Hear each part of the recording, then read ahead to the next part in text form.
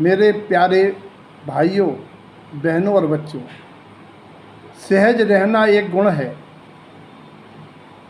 जिससे सुख शांति मिलती है, और असहज रहना एक दोष है, फॉल्ट है, जिससे जीवन में अशांति, तनाव, उलझनें आती हैं, बाधाएं आती हैं प्रोग्रेस में।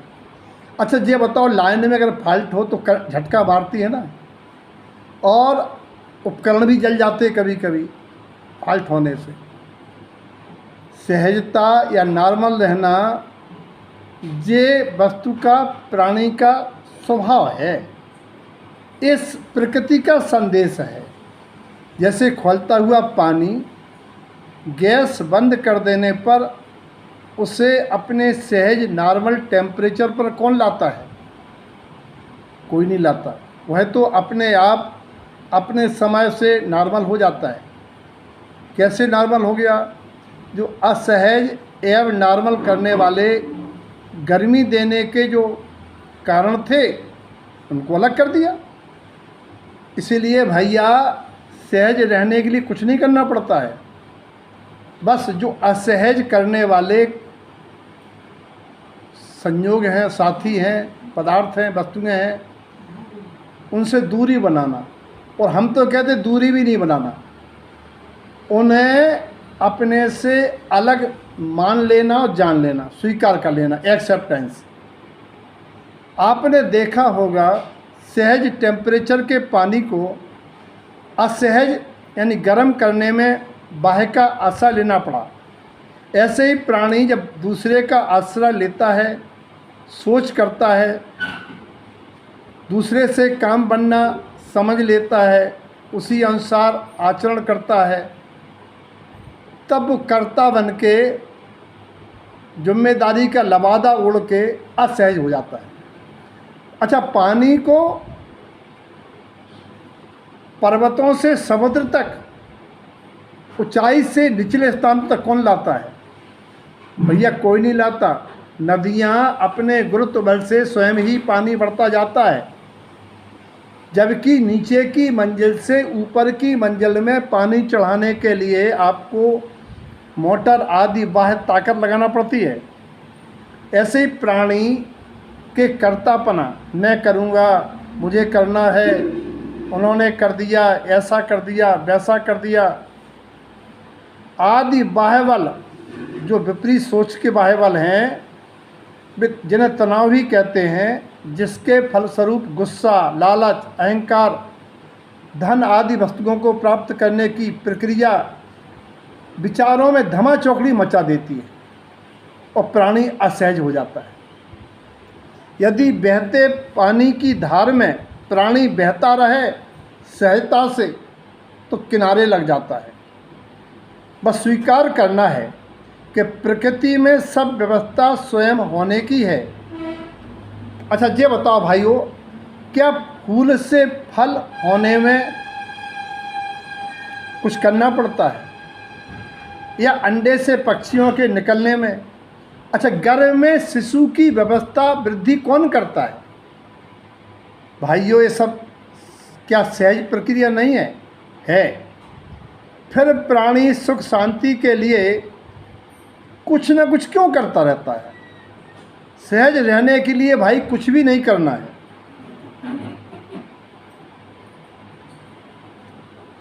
किसी व्यक्ति ने संत से पूछा कि महाराज मैं शांति चाहता हूँ। संत ने कहा बेटा मैं और चाहता हूँ अलग कर दो, क्या बचेगा? मैं शांति चाहता हूँ, मैं और चाहता हूँ अलग कर दो, मैं चाहता हूँ अलग कर दो, क्या बचेगा? शांति।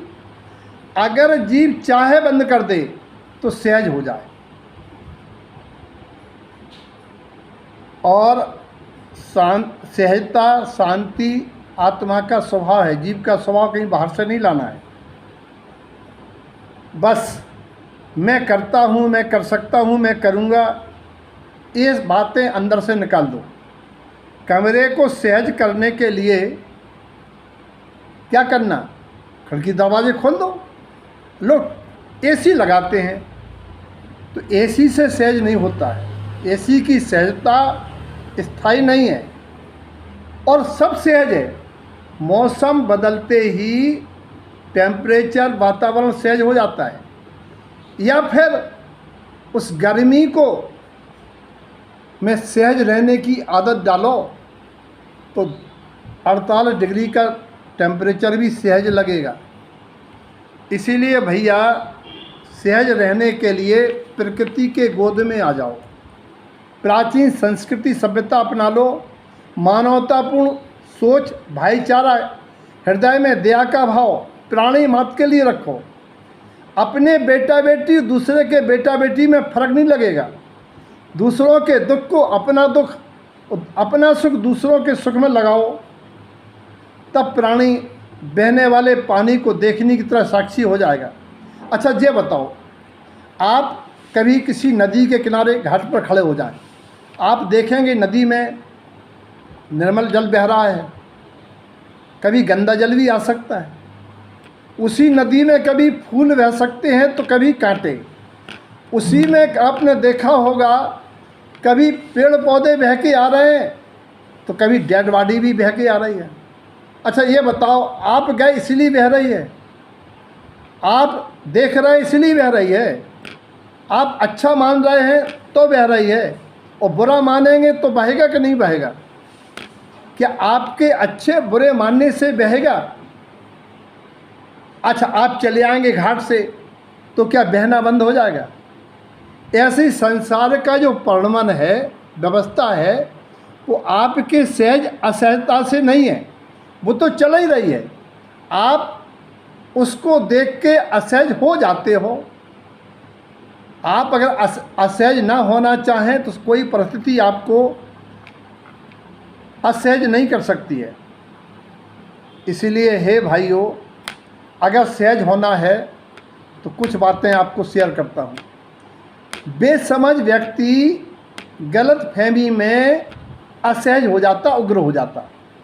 मर्यादा पुरुषोत्तम श्री राम ने उग्र लक्ष्मण को देख के कहा, क्या भाई भरत, ऐसा नहीं हो सकता, मिलने आ रहे हो। गलत फहमी आपको असहज बनाती हैं, सच्ची समझ सहज बनाती है। अच्छा, क्या गलती आप ही से हो सकती है, दूसरे से नहीं हो सकती है? आप दूसरे गलती देख करके असहज क्यों हो जाते हो? अच्छा ये बताओ, जो होने वाला है क्या वो नहीं होगा? होगा, और आपकी सहजता परीक्षा लेगी।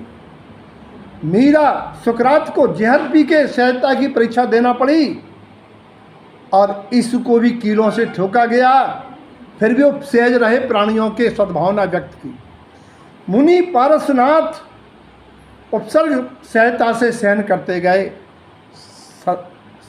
जिन शासन को संदेश दे गए। आज जैन मुनि सहजता की क्या प्रतिमूर्ति नहीं है? हैं। इसीलिए हे भाइयों, सच्ची समझ पूर्वक सहज रहो और सुख शांतिमय जीवन बिताओ। सबके प्रति मंगल भावना।